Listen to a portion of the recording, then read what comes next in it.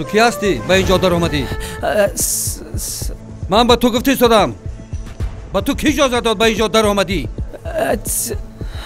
وای تو گپ زده میتونی یا نه؟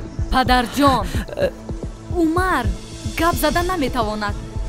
از وقتی که یک ماجرای تلخ و سنگین به عائله آنها زد او از ترس زبانش را گم کرد.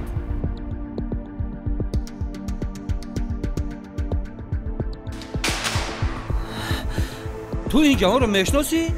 بله پدر جان من عمر یکدیگر رو دوست می‌داریم. چی؟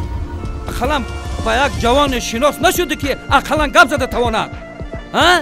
تو شان و شریفی مرا آبروی مرا در زمین زدی میفهمی؟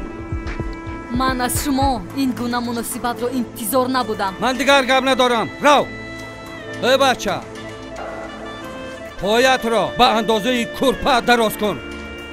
برای کارش را تمام کنید.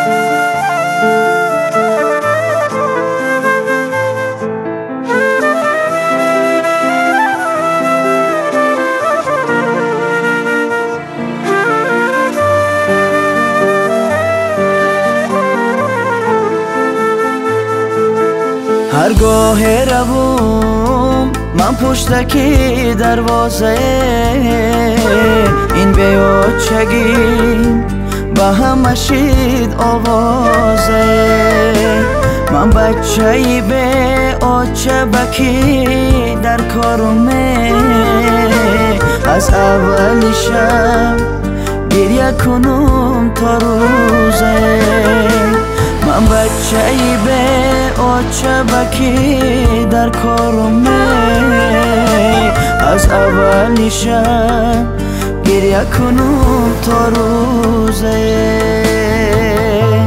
کفتری به بال و پرون باید چه رفتی از برون در حولی و در کوچه من تا ماندم آچه کفتری به بال و پرون باید چه رفتی از برون در حولی و در کوچه من تا ماندم آچه در حولی و در کوچه من تا ماندم آچه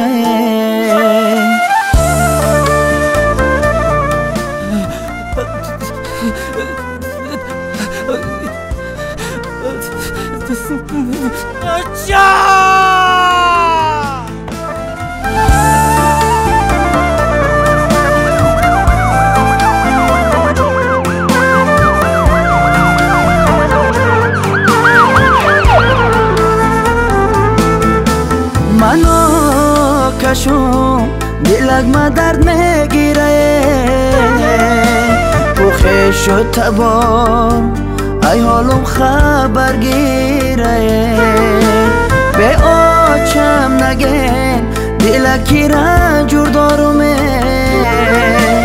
این دنیای دو روز عمری بربادمه به آچم نگه دلکی رنجور دارمه این دنیای دو روز عمری بربادمه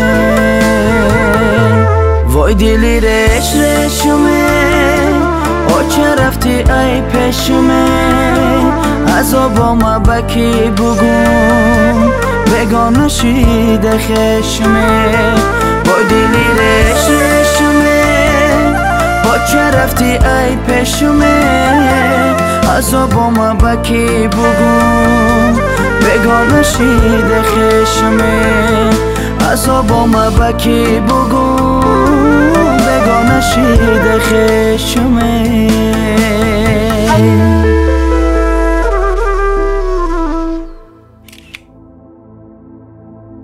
شما در همین نزدیکی زندگی میکنه؟ با ما در همین همسایگی زندگی میکنم. خوب چی گپ شد؟ آمدم آوازی بلند رو شنیدم در حال به شما خبر رسوندم. سلامت باشین. اگر که لازم شدین حتما به شما زنگ میزنیم. خب؟ اما جواب؟ جواب.